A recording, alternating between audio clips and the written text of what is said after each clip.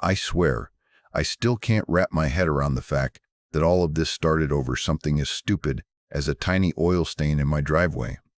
One second, I'm inside my new house in Cedar Brook Estates, ripping open cardboard boxes and finally feeling proud of myself, like I'd made it. Like I'd earned my way into one of those quiet, spotless neighborhoods where everyone smiles and everything looks perfect, and the next second, there's a woman in a pressed blazer standing in my driveway, pounding on my car like she's trying to arrest it. Her name was Brenda Whitlock, and apparently she didn't just work for the HOA, she ran it like a military base. She was shouting about property value violations so loud the entire street could hear her, like she wanted an audience. And when I tried to explain calmly that I literally just moved in and that stain might not even be mine, she leaned in close and whispered with this cold little smirk, "I don't care. You're the new problem now." That's when my dog, H. Ranger, stepped onto the porch and let out one deep warning bark. Brenda spun around, screamed, "Dangerous dog," and took off running like she'd just seen a bear. Ranger followed, barking, not biting, just making sure she got off my property. And the real twist? The whole neighborhood was outside, watching and recording. If you want to hear more true stories like this, make sure you hit that subscribe button to HOA Update. And tell me in the comments, where are you watching from? When I moved into Cedar Brook Estates in Fairview Ridge County, I honestly thought I'd finally made it. Not because it was some fancy, famous place, because it wasn't. It was just one of those quiet little communities tucked away from the busy roads, where the streets stayed clean, the lawns looked like somebody trimmed them with scissors, and people waved politely like they were auditioning for a perfect neighborhood commercial. After the life I'd had, that kind of calm felt like a dream. I work remotely, and I'd been saving for years. No vacations, no big splurges, no shortcuts. Just long nights at my laptop, stacking money little by little, telling myself, one day you'll have your own place, a yard, a home that's yours. And the biggest reason I wanted a house in the first place wasn't even me. It was Ranger. Ranger is a German Shepherd mix, and if you've ever owned one, you know they're not just pets. They're family. He's trained, obedient, and honestly one of the smartest dogs I've ever met. He sits before he eats. He waits at doors until I give him the okay. When I call him, he comes, no matter what's going on around him. He's protective, yes, but in a controlled way. The kind of dog who watches everything, but doesn't act unless there's a reason. So when I finally got the keys to my new place, all I could think was, this is it. This is where life gets easier. The first few days supported that idea. People waved. Kids rode bikes up and down the sidewalk. A retired guy across the street, Mr. Halvorsen, gave me a small nod every time we crossed paths, like he was welcoming me into some quiet old man club.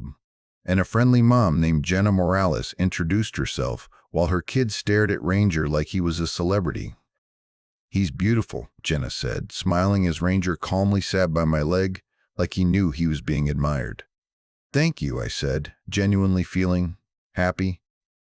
For the first time in a long time, I wasn't stressed. I wasn't worried. I wasn't waiting for the next problem to hit me in the face. Then I heard a name. It happened casually at first. Jenna and I were talking near the mailboxes, nothing serious, when she glanced down the street and her smile faded a little. "Just be careful," she said quietly. I blinked. "Careful about what?" She hesitated like she didn't want to say it, then finally murmured, "Brenda." The way her voice changed told me everything. "Brenda?" I repeated. Across the street, Mr. Halvorsen was watering his plants. The second he heard the name, he stopped for half a second like someone had flipped a switch in him. He didn't look over. Didn't comment. Just kept his head down like he didn't want to get involved. That was my first real clue that something was off. Jenna sighed. Brenda Whitlock, HOA compliance officer. I let out a soft laugh because I genuinely didn't understand the tension.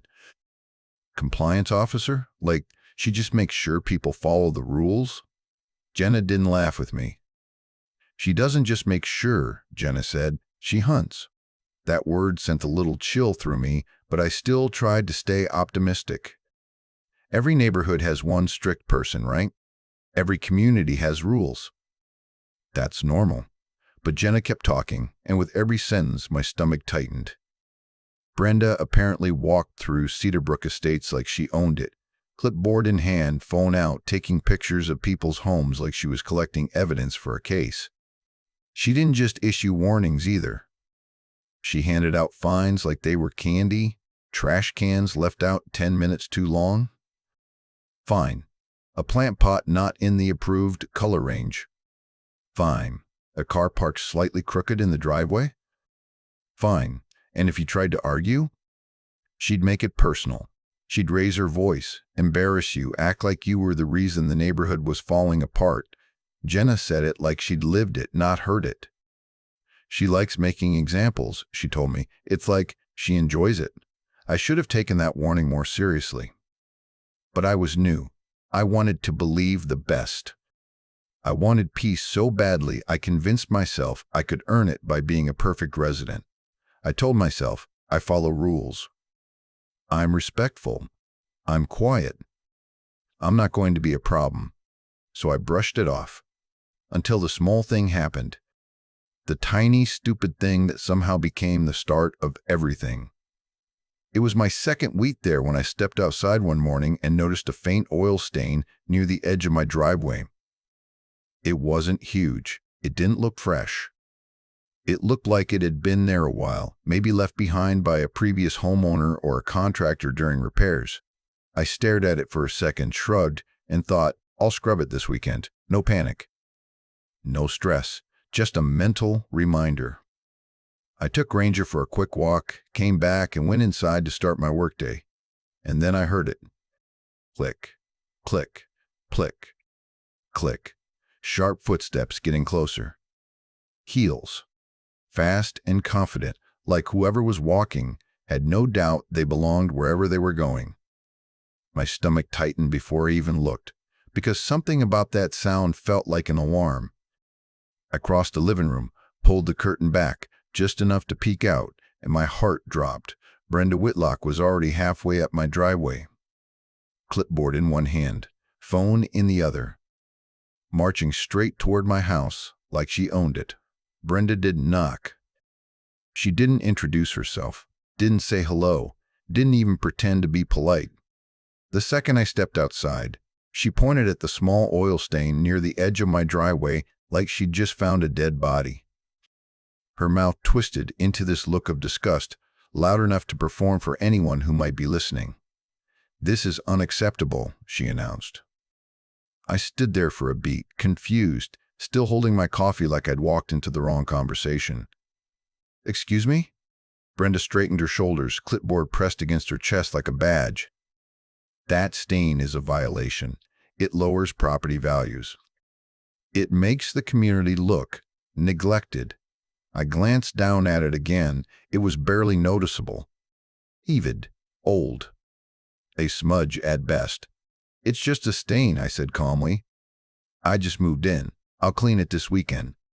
Brenda's eyes narrowed, sharp and mean. "No. You will remove it completely and provide proof. You have 24 hours. I actually laughed, not because it was funny, but because it sounded unreal. 24 hours? I'm sorry, I don't even know if that stain is mine. It could have been there before I bought the place. Brenda took one step closer. Then another. She invaded my space like she wanted me to feel smaller. "It's on your property," she said slowly, like she was talking to a child. "So it's your problem." The way she said it, it wasn't about rules. It wasn't about cleanliness. It was about control. I swallowed down my irritation. "All right," I said, keeping my voice even.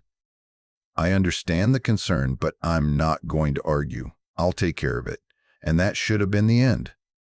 But Brenda wasn't satisfied with compliance. She wanted humiliation. She leaned back and looked around the street, scanning for witnesses like a performer checking if the audience was watching.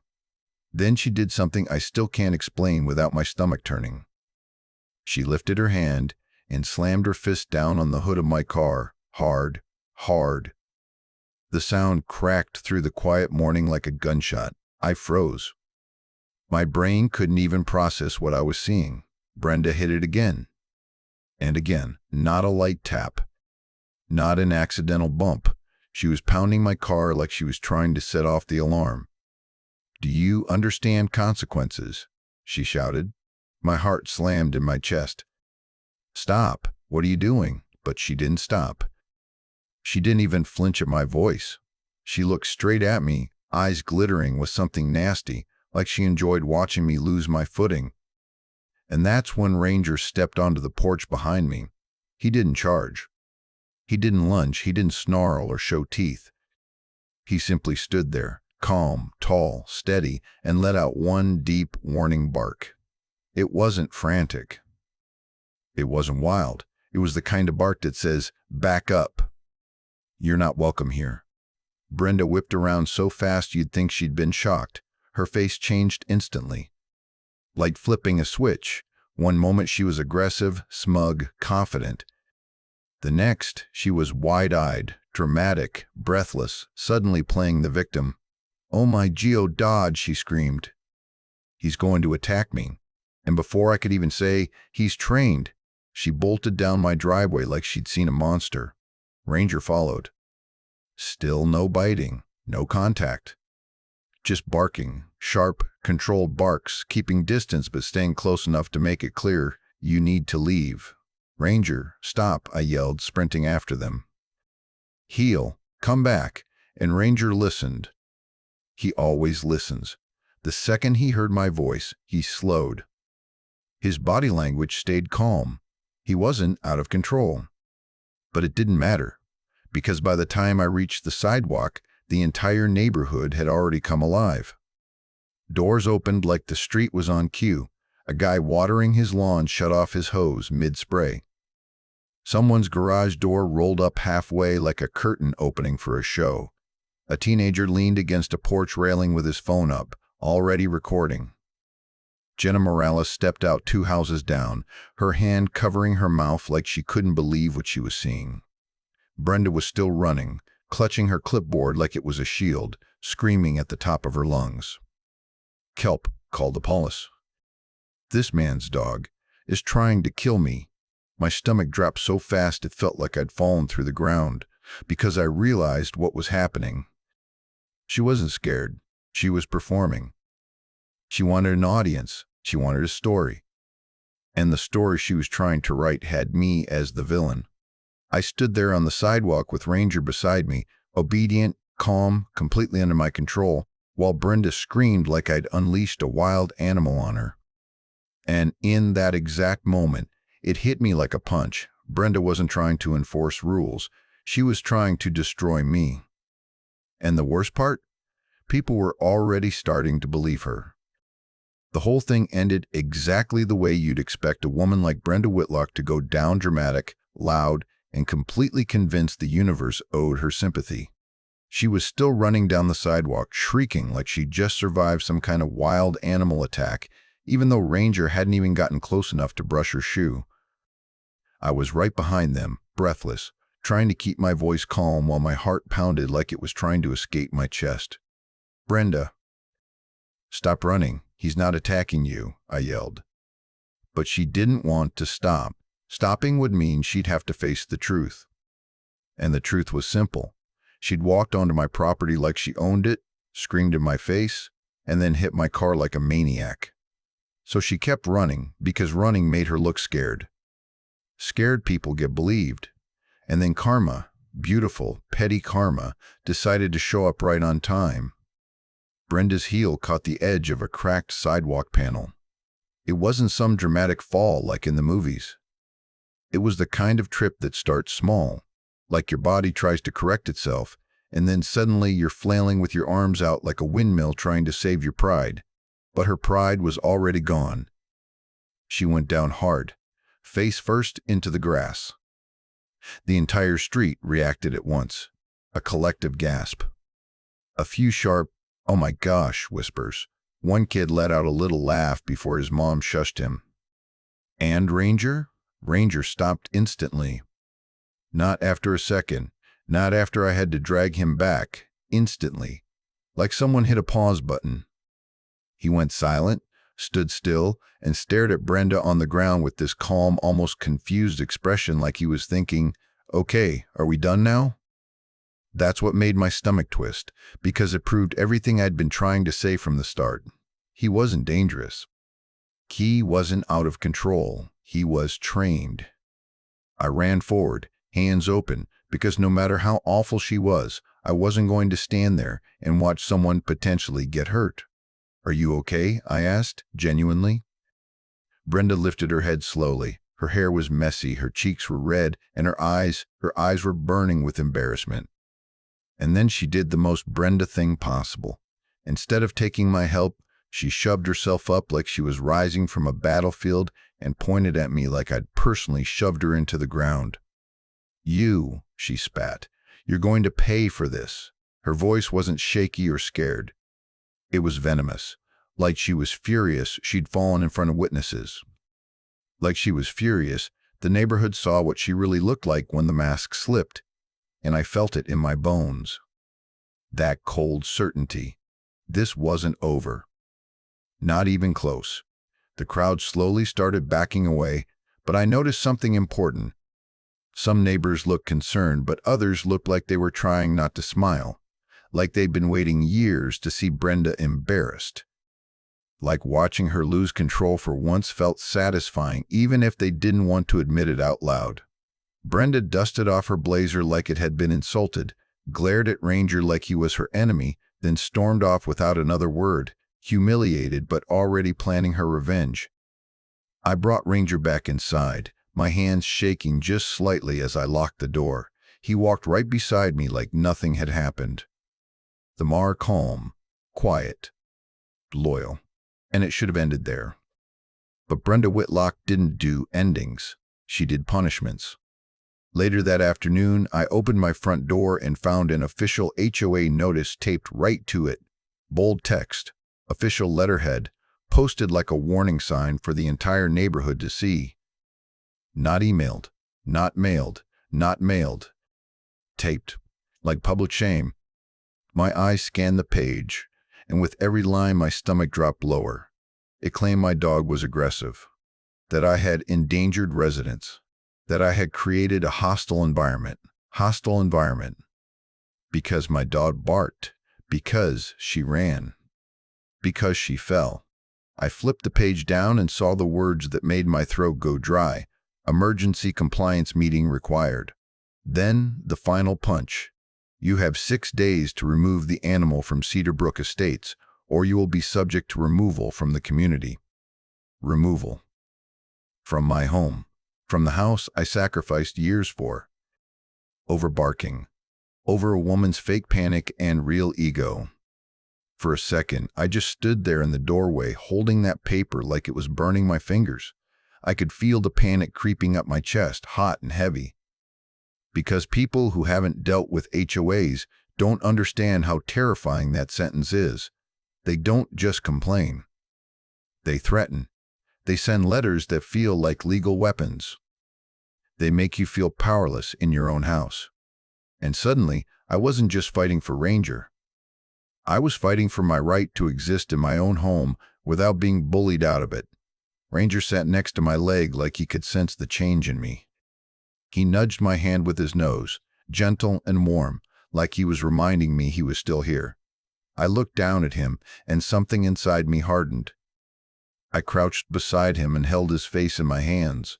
"Nobody's taking you," I whispered. Nobody. And right there, in my quiet living room, I made a decision that changed everything. I wasn't going to beg Brenda.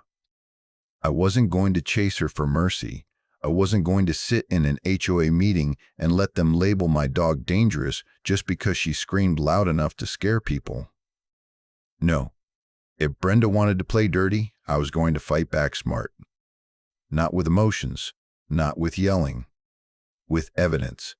Because I could already see what she was doing. She wasn't just punishing Ranger. She was trying to build a story. And if I didn't stop her, she was going to turn my life into her next public execution. That night, I barely slept. I kept replaying the scene in my head like a bad movie I couldn't turn off. Brenda screaming, Ranger barking, neighbors watching, phones recording, and that HOA notice taped to my door like a warning label. Every time I closed my eyes, I could hear her voice again. "You're going to pay for this." And the worst part wasn't even what she said. The worst part was realizing she meant it. Brenda wasn't the type of person who calmed down after a mistake. She didn't apologize. She didn't reflect. She doubled down, twisted reality, and punished whoever dared to make her look foolish. But around 2 in the morning, when panic finally started turning into anger, I sat up in bed and stared at the ceiling and told myself one thing: calm people win battles. Emotional people just react. So I stopped reacting, and I started planning. The first thing I did was walk through my house with my phone and record everything: my front yard, my porch, the driveway, the exact spot of that oil stain. I wanted a time-stamped record of what my property looked like before Brenda could claim I'd made changes or covered evidence. Then I went straight to the real weapon, sitting quietly above my front door: my cameras. When I moved in, I installed a simple doorbell camera and a driveway camera. Nothing dramatic, no expensive security setup. Just enough to keep an eye on packages and make sure nobody messed with my property. At the time, it felt like a small, responsible choice. That night, it felt like destiny. I opened the footage and scrolled back to earlier that day, my fingers tense, my stomach tight like I was about to read my own sentence. And there it was, Brenda, marching onto my driveway like she owned the land. Her voice was crystal clear as she yelled about violations, and you could literally see her turning her head toward the street, projecting her voice louder, making sure people heard her. She wasn't talking to me. She was talking at the neighborhood. Then came the moment that made my blood boil all over again. She slammed her fist into my car hood. Not once, multiple times. With anger, with intention. And the camera caught it all. I didn't even have to explain it. The footage explained itself. And then, right after that, Ranger stepped onto the porch and barked. One bark, a warning bark. The kind of bark that any protective dog gives when a stranger is shouting and banging on something in front of their home. And Brenda's entire personality changed in 1 second. She went from aggressive to terrified, like she'd switched into acting mode. "He's going to attack me," she screamed, turning and running. And Ranger followed, but not in a violent way, not in a chasing to hurt way. In a controlled, protective way. No biting, no lunging, no contact. Just barking. Then, the final moment, the best proof of all. Ranger stopped the second I called him, not after multiple commands. Not after I wrestled him away. Instantly. That detail mattered more than anything because it proved what I already knew. Ranger wasn't dangerous. He was disciplined. He was trained. And Brenda was lying. I watched the footage twice, then 3 times. Then I started pulling screenshots, clear still frames of her hitting my car, clear moments showing Ranger standing back, clear proof she was the one who escalated everything. My hands weren't shaking anymore. They were steady. Because once you have truth on your side, fear doesn't hit as hard. The next day, I moved to step 2, witnesses. I knocked on Jenna Morales' door and asked if she'd seen what happened. She didn't even hesitate. She held her phone up like it was already waiting. "I recorded it," she said. Her voice sounded tired, not excited. Like this wasn't new drama to her. This was just another Brenda moment. I stared. "You recorded it?" Jenna nodded. I wasn't trying to be nosy, but the second I heard her yelling, I knew. Brenda always does this. She likes making people look bad. Then she sighed and added quietly, "She's bullied me since we moved in. I got a fine for holiday decorations when I didn't even have any. I stopped trusting her a long time ago." It hit me like a weight. This wasn't only about me and Ranger. This was a whole neighborhood that had been living under one woman's control. So I went to Mr. Halvorsen next. He opened his door slowly, took one look at my face, and stepped outside like he already knew why I was there. "I'm guessing Brenda finally got to you," he said. I nodded. Mr. Halvorsen glanced down the street like he was checking for spies, then leaned in and lowered his voice. "People are scared of her," he said quietly. "But they're tired, real tired." That sentence stuck in my chest, because I understood what he meant. Brenda wasn't powerful because she was right. She was powerful because nobody challenged her, and now she'd pushed too far. Now she'd threatened my home and my dog over her own embarrassment, so I kept building my case like I was preparing for war. I booked an evaluation with a certified dog trainer named Caleb Trentz, someone with real credentials and a reputation for being blunt. When Caleb met Ranger sat politely, calm as ever, like he'd been trained for this moment his whole life. Caleb watched him for a few minutes, ran him through basic commands, tested his response under pressure, then looked at me and said something I'll never forget. "This dog isn't aggressive. He's stable. He's trained. A bark is communication, not violence." Then I called my vet, Dr. Elise Harmon, and asked for documentation. She checked Ranger's records, confirmed his temperament history, and gave me written proof that he had no behavioral concerns, no prior incidents, nothing that would support Brenda's claim. By the end of the week, I had created what I started calling my truth folders. It had everything: security footage saved and backed up, Jenna's recording, screenshots printed in color, trainer evaluation, vet documentation, notes with exact times and dates written out. And the funniest part? Brenda's so-called injury? A grass stain. That was it. No bite marks. No bruises. No torn clothing. No hospital visit. Just a bruised ego and a dirty blazer. On the morning of the HOA meeting, I stood in front of my mirror holding that folder like it was armor. Ranger sat beside me, calm and quiet, watching me like he trusted me completely. I ran my hand over his head and whispered, "We're going to be okay." Then I took a deep breath and walked out the door with a thick folder in my hands, a calm expression on my face, and a determined heart that wasn't going to let Brenda Whitlock destroy my life with a lie.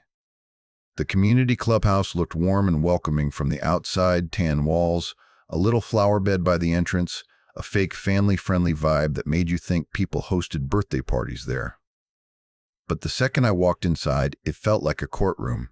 Rows of folding chairs were lined up facing a long table at the front of the room, where the HOA board sat shoulder to shoulder like judges about to hand down a sentence. Their expressions were serious, stiff, and uncomfortable, like they didn't want to be here, but they definitely wanted to look important while they were. And the room was packed. That alone told me everything. People weren't just curious about my dog. They were curious about Brenda. Because when someone spends years terrorizing a neighborhood, eventually the community becomes hungry for one thing: the moment someone finally stands up to them. I held my truth folder against my chest as I walked in, keeping my face calm even though my heart was thudding hard enough to shake my ribs. Ranger wasn't with me, of course. They'd never allow that. But I could still feel him in my mind, his steady presence, his loyalty, the way he trusted me. I was here for him. And the second I spotted Brenda Whitlock sitting near the board, I knew she thought she'd already won. She was leaned back in her chair like she was watching a show she'd paid for. Her arms were folded. Her lips curled upward in that smug little smile that said, "Try to fight me. I dare you." She didn't look scared. She didn't look uncertain. She looked pleased. Like my anxiety was her entertainment. At the center of the board sat a man with graying hair and a rigid posture, wearing a sweater vest like he'd dressed up for authority. That was the HOA president, Daryl McIntyre. He tapped a pen against the table like he wanted silence, and the room gradually settled. "All right," he began, clearing his throat. "This emergency compliance meeting is now in session." The words alone made my stomach twist. Emergency compliance meeting, costs. Like my life had turned into a legal document. Daryl adjusted a stack of papers in front of him and looked straight at me. "Mr. Carter," he said slowly, "we are here today because of an incident involving your dog and Mrs. Whitlock." Brenda's smile widened a fraction, like hearing my name next to the words incident brought her joy. Daryl continued, "Mrs. Whitlock has reported that your dog pursued her aggressively and caused her to fall. This presents a serious liability concern for the association." Liability. That word hung in the air like a threat. Brenda sat taller, clearly loving how official it sounded, like the board was already speaking her victory into existence. I lifted my chin and said evenly, "I understand the concern, but I need it on record that Ranger did not bite her." There was no contact. Brenda's head snapped toward me like a whip. "Yes, there was," she barked. "He chased me. He attacked me. I didn't flinch. I didn't raise my voice. I didn't give her what she wanted. Instead, I said calmly, 'No,'" he barked. "He followed at a distance. He never touched you." Brenda scoffed loudly.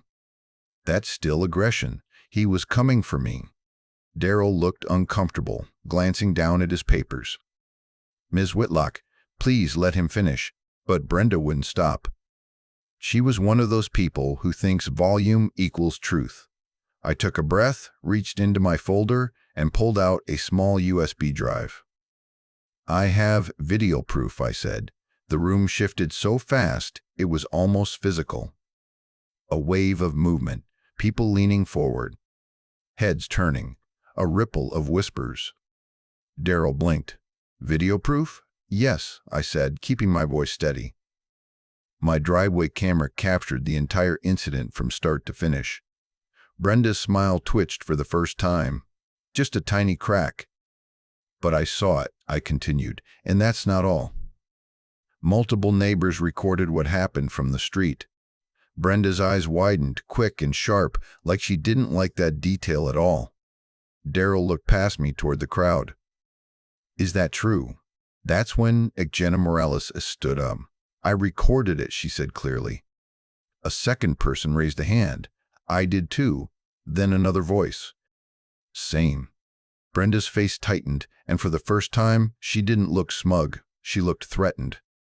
Daryl's expression changed from formal to uncertain. "All right, Mr. Carter, you may present your evidence." My hands were steady as I flipped open my folder and pulled out printed screenshots.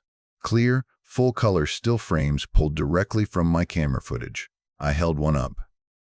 "This," I said, "is Ms. Whitlock slamming her fist into my vehicle." The room reacted immediately. A sharp inhale, a few stunned murmurs. Someone whispered, "No way." Brenda's mouth fell open. She sputtered, "That's not what happened." I held up the next image. "This is before Ranger barked even once." Whispers spread faster now. I could feel the audience turning in real time, like the entire room was shifting away from Brenda's version of events. Daryl leaned forward, eyes narrowing as he stared at the pictures. Then I turned slightly and gestured toward a man seated near the back. "This is Sir Caleb Trent, a certified dog trainer. I booked a professional evaluation after receiving the notice." Caleb stood up, calm and confident. He didn't look angry. He didn't look nervous. He looked like a man who deals in facts. "I evaluated Ranger personally," Caleb said. "He is trained, stable, and obedient. He responds to commands immediately. Barking is not the same as aggression." Brenda's lips pressed into a thin line. I nodded once, then introduced my next witness.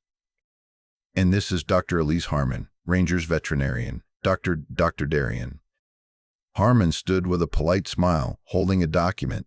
Brenda's face had gone stiff the moment Daryl questioned her about hitting my car, but she tried to recover fast. That's what people like her do. They don't admit they're wrong. They just get louder and hope the noise buries the truth.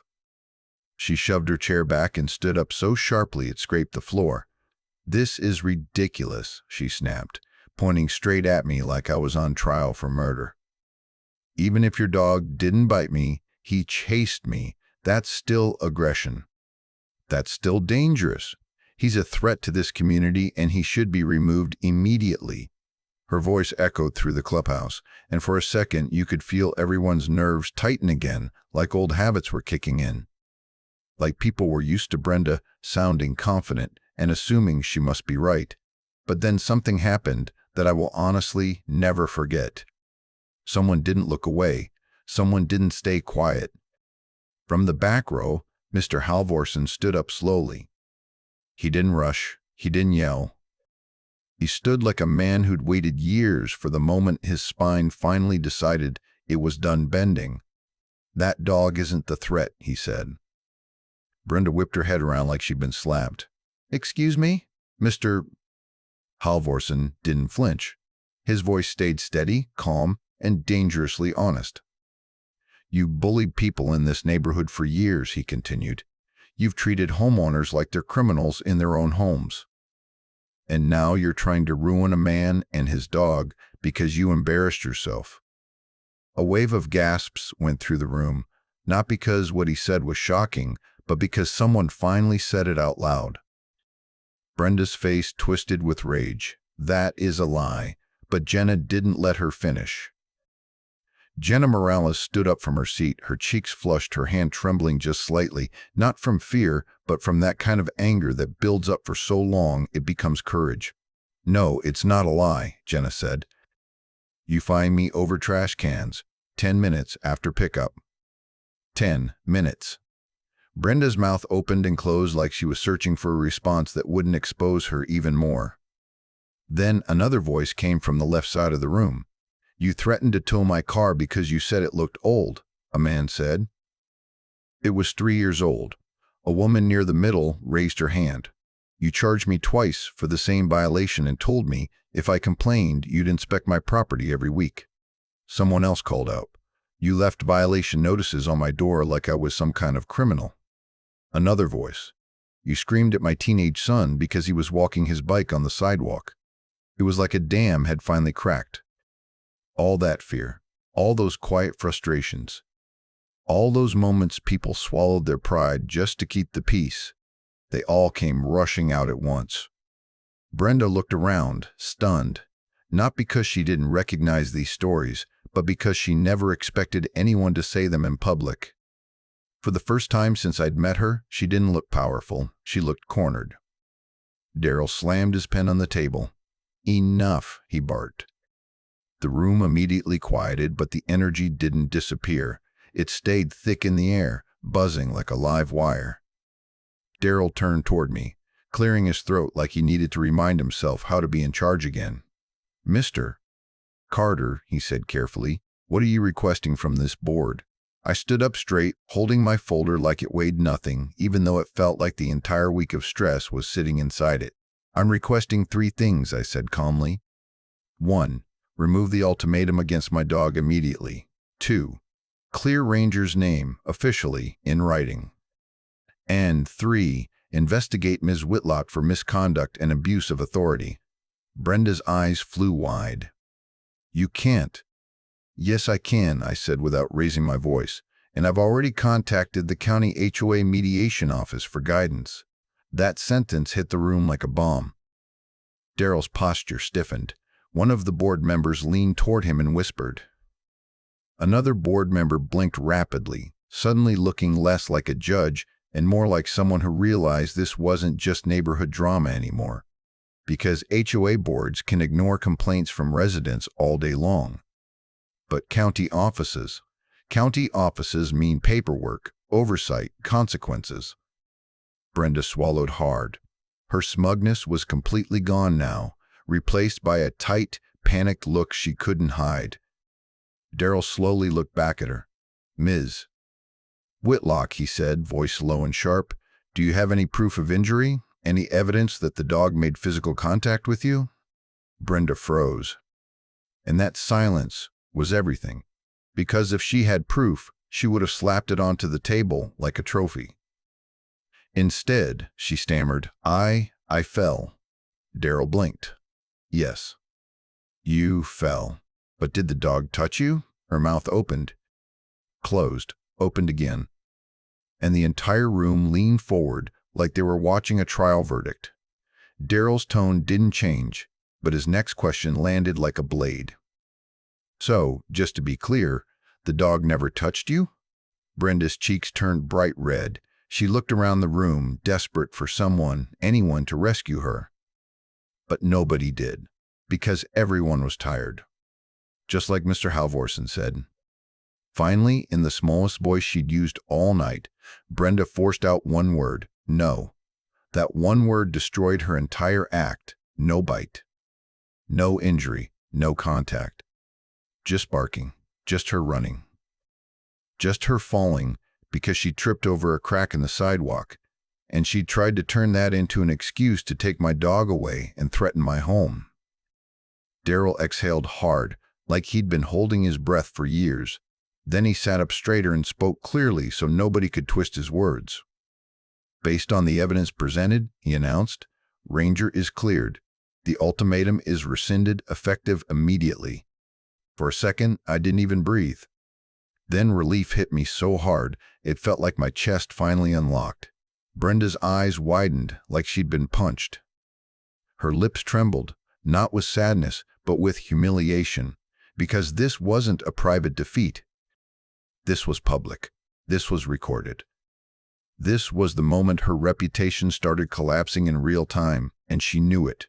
And as I stood there in that packed clubhouse, holding proof in my hands and feeling the entire room turn against her, I realized something powerful. Brenda had spent years controlling people through fear. But fear doesn't survive evidence. Not in front of a crowd. Not when the truth is playing on a screen for everyone to see. The second Daryl announced that Ranger was cleared, the entire room let out this quiet, collective exhale, like the neighborhood had been holding its breath for years and didn't even realize it. But Brenda? Brenda didn't exhale. She stood there frozen, lips pressed tight, her eyes moving from face to face like she was searching for someone, anyone, to back her up, to rescue her, to pretend she was still the one in control. And the scariest part was, she still didn't look sorry. She looked offended, like she couldn't believe the world wasn't bending to her will. Daryl adjusted his papers, but his tone had changed completely. Earlier he sounded formal, cautious, almost like he was afraid of making the wrong decision. Now he sounded sharp, like he'd finally realized he had been letting the wrong person drive the whole community. "This meeting isn't over," Daryl said, voice firm. "We also need to address Ms. Whitlock's conduct." Brenda's head snapped toward him. "Excuse me?" Daryl didn't blink. "You filed an official report that left out critical details. You escalated a confrontation on private property, and you attempted to force a homeowner into removing an animal without sufficient evidence." Brenda's cheeks turned bright red. "I was doing my job." "No," Daryl said flatly, "you were abusing your position." The room went silent again, but it wasn't the same kind of silence from before. This silence was different. This was the silence people make when they know they're watching a turning point. Brenda's mouth opened like she wanted to argue, but for once she didn't have a clean line to grab onto, not with cameras involved, not with witnesses, not when her own actions had been printed out and held up for everyone to see. Daryl turned slightly toward the board. "Effective immediately, Ms. Whitlock is suspended from enforcement duties pending a formal review." Suspended. That word hit like a slap. Brenda actually swayed a little, like her balance depended on her authority and the floor had just disappeared. "You can't do that," she hissed, her voice tight and cracking at the edges. "Oh, we can," another board member said, a woman I hadn't noticed before. Dark hair, sharp eyes, no patience, leaned forward and slid a thick file across the table. Her nameplate read, Tanya Blake. "Because this isn't the first time," Tanya said clearly. Brenda stared at her like she'd just been betrayed by family. Tanya flipped open the file and tapped the page with her finger. "I started reviewing reports after we received complaints last month. Your enforcement records are messy." Brenda snapped. "That's not true." Tanya didn't even raise her voice. She didn't need to. Calm confidence is louder than shouting. "It's documented," she said. "You issued fines without proper notice. You double-charged residents for the same violations. You skipped appeal processes. And in several cases, you escalated enforcement without board approval." A murmur spread through the crowd like wind through dry leaves. People weren't just shocked. They were furious. Because suddenly all those small fines they'd swallowed for years didn't feel small anymore. They felt like robbery, like intimidation with a price tag attached. One man in the second row whispered, "That explains so much." A woman near the back covered her mouth like she was holding back tears. Tanya continued, "The board will be issuing refunds for improperly documented violations while we complete this review." For half a second, nobody reacted. Then the room erupted, not in screaming or chaos, but in that raw, stunned sound of people finally realizing they weren't crazy. They weren't overreacting. They weren't bad neighbors. They'd been manipulated, and now the spell was breaking.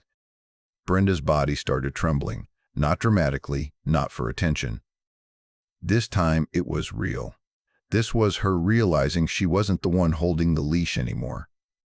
Her clipboard was still clutched in her hands like it could protect her, but it looked different now. It didn't look powerful. It looked pathetic, like a broken crown. Brenda's eyes darted around the room, desperate, angry, humiliated, and when she realized there was nowhere left to push her authority, she did the only thing she could do. She turned sharply and stormed toward the exit, heels clicking fast like she was running from shame instead of a dog. But as she passed the crowd, something happened that felt like poetic justice delivered by the universe itself. Ranger, who was waiting at home, of course, wasn't there in person, but I had a short video clip pulled up on my phone, the one where Ranger barked once on the porch, calm and controlled. I didn't even mean to press it. My thumb slipped, and that single bark echoed softly from my speaker. Just one.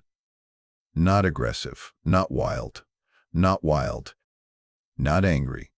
A disciplined warning bark. The room burst into laughter. Not cruel laughter. Not mean laughter. The kind of laughter people make when they've been tense for so long and suddenly they can breathe again. Brenda froze for half a heartbeat, like she felt the humiliation hit her spine. Then she yanked the door open and disappeared into the hallway like a villain exiting a scene. And after she left, the air felt lighter. Like someone opened a window in a room that had been suffocating everyone for years. In the days that followed, Cedar Brook Estates didn't feel like the same place. People started talking again, not whispering, not looking over their shoulders. Talking normally, on sidewalks, near mailboxes, in driveways, like neighbors were remembering they were allowed to be human. Jenna invited me over for coffee like it was the most natural thing in the world. "I'm glad you didn't back down," she admitted. "Most people do." Mr. Halvorson waved at me every morning, and one afternoon when he saw Ranger lying in the grass, he walked over and gave him a gentle pat on the head. "Hero dog," he muttered like it was a title Ranger had earned. And Brenda? I saw her once, a few days later, walking to her car in the early evening. No clipboard. No confident march. No loud voice. She kept her eyes down and moved quickly, like she couldn't stand the idea of anyone looking at her too long. The HOA queen, who once acted like the neighborhood belonged to her, had turned into a nobody. And maybe that sounds harsh, but after everything she tried to do to me and Ranger, after all the looking back, it still scares me how fast a neighborhood can turn toxic when the wrong person gets even a little bit of power. When I first moved into Cedar Brook Estates, I honestly believed the reason everything looked so perfect was because people cared. The clean lawns, the quiet streets, the matching mailboxes, I thought it meant the community was peaceful. But it wasn't peace. It was fear. Fear of getting fined over something stupid. Fear of being embarrassed in front of neighbors. Fear of opening your front door and finding a warning notice taped up like you'd committed a crime. Fear of becoming Brenda Whitlock's next example. And the craziest part is, Ranger didn't win this for me by being aggressive. He won it by being exactly who he's always been. Loyal, disciplined, protective. He barked because a stranger stormed onto our property, screamed in my face, and slammed her fist into my car like she owned my life. He didn't bite. He didn't touch her. He just made it clear she wasn't welcome, and the second I called him, he stopped. Brenda thought her panic act would be enough to label him dangerous. But fear isn't evidence, and once people stop staying silent, bullies lose the one thing they depend on most: control. So if you're dealing with someone like that, don't fall apart. Document everything. Stay calm. Collect proof. Because the moment a bully gets exposed, their power disappears. If you want to hear more true stories like this, make sure you hit that subscribe button to HOA Update. And tell me in the comments, where are you watching from?